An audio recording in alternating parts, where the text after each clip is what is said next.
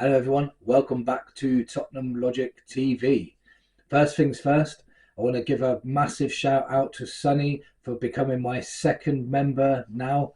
You've been following me from the start. I enjoy all of our conversations and I really appreciate your support. Thank you, mate. Appreciate it.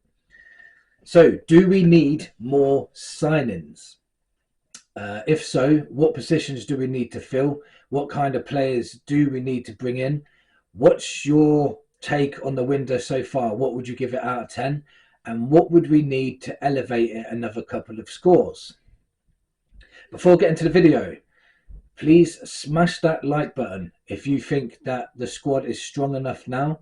And please subscribe if you haven't done so already and help this channel grow. So Tottenham smashed Everton 4-0. And to be honest, the squad looks pretty strong as it is. The way the defense. Let's just have a look on who we brought in off the bench. So Sarr, Bergville, Gray, Richarlison, and Spence.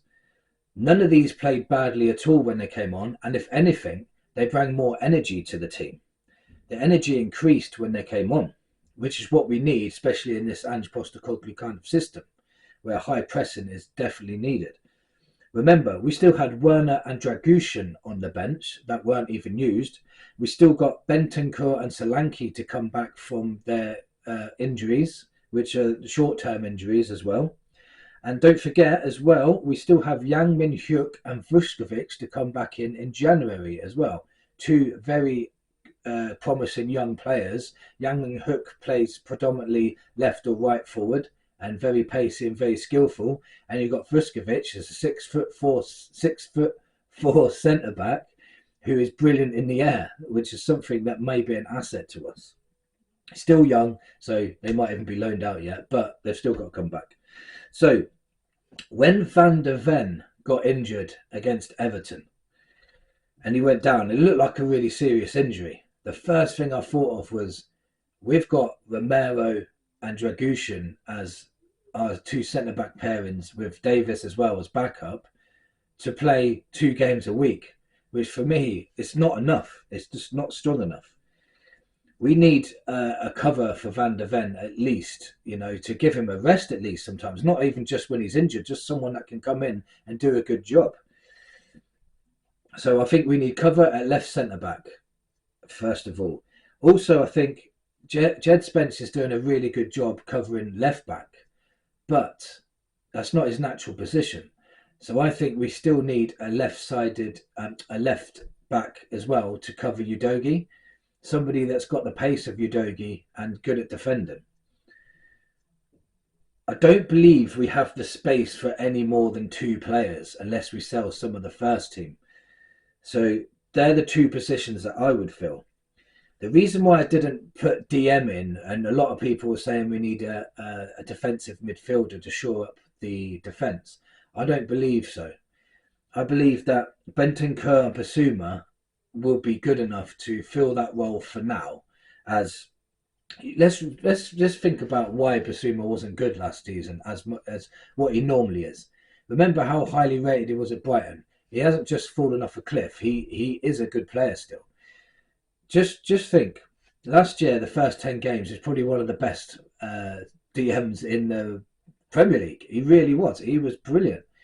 Let's look what happened to him. Suspensions. Yes, it's his fault he got suspended, but yeah, suspensions are going to curtail your season a little bit. Then you've got to think he went to the Asian Cup. He caught malaria. Since he caught malaria, he was not the same player when he came back. He just doesn't seem to get to the same levels. And I don't know if anybody knows anything about malaria, but it really hits you hard. You can die from it, basically. So Basuma had a very, very tough season last year. If we can get a consistent run from Basuma in the number 6 role, then we've got somebody there already that could do that job. And if not, we've still got Bentancur. And Bentancur, people have forgotten how good this player is. He is our best midfielder when he's on form.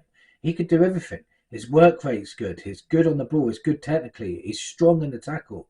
He's a great passer of the ball.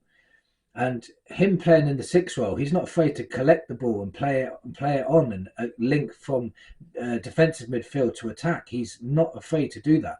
If he can get a run of games, remember last season, he was rocked with injury nearly all season. He could not get back to his best. He had horrific injuries. They weren't small injuries, they were bad injuries. And if anybody's ever played football in their life and you get bad injuries, you're not the same player straight away. It takes a very long time. And when you're playing at the highest level, which I haven't, by the way, but if you're playing at the highest level, then it's even harder to get back to the level of everyone else. And if you get a fit Bentancur and a fit Basuma, that covers that DM role for me. It really does. I think they'll have a really good season if they can stay fit. So if we could, for some reason, get a centre-back, a left-sided centre-back that can also play left back as well. So very versatile and can play them both just as well. That's covering 2 positions with 1 player, which would be quite a clever move. Because then I think if that actually happened and we had space for 1 more player, I would bring in another attacking right-sided player to compete with Johnson, or even try and take his place. Because like when Johnson's having a bad day, we've got Odegaard, yeah, but I think he is predominantly a left-sided player. Same with Yang Min Hyuk as well. So we're fully covered on the left-hand side with Sonny and Werner as well.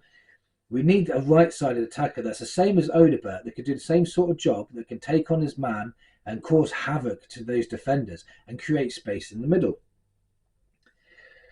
With these 2 signings I mentioned, if we could do this, and to add to all the players that we've released, it must be 12 to 15 players now we've let go, and there's in total. And if we can get Lo Celso and Reguilon off the books as well, that's a very, very good window for getting players out the door. It's not easy as you think to get players out, especially poor players on high wages that nobody wants. So Spurs have done a very good job in that aspect. And to add to that, the players that we've brought in, the younger players that everyone said we haven't brought ready now players, well, in my opinion, Bergvall looks very good. Gray looks assured. I think Gray is the one that's behind at the moment, but I still think he's going to be very good when he adapts. I think Odegaard slotted straight in and looked very, very strong. Solanke looked good against Leicester. He looked like he was getting chances, and I believe he will score goals. He's Prem proven as well. So if we do get these 2 players that I mentioned today, I would give the window an 8 out of 10. If nothing changes and we don't sign any more players, I'd give it a 7 out of 10, because I'm pretty happy with the subs we brought on yesterday.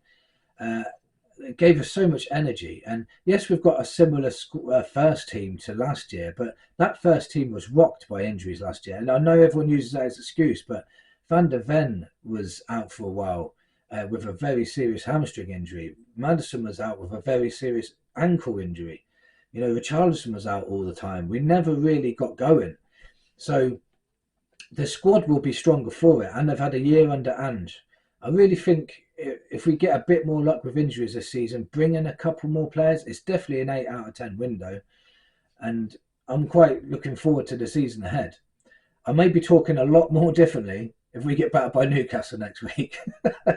But as things stand, I think we are stronger than we were last year. Let me know in the comments what you think of the transfer window so far. Let me know who you think will elevate this team a bit more. Do you think that we need more players, or are you happy with the squad we've got now? And I'll see you on the next one. Come on, you Spurs.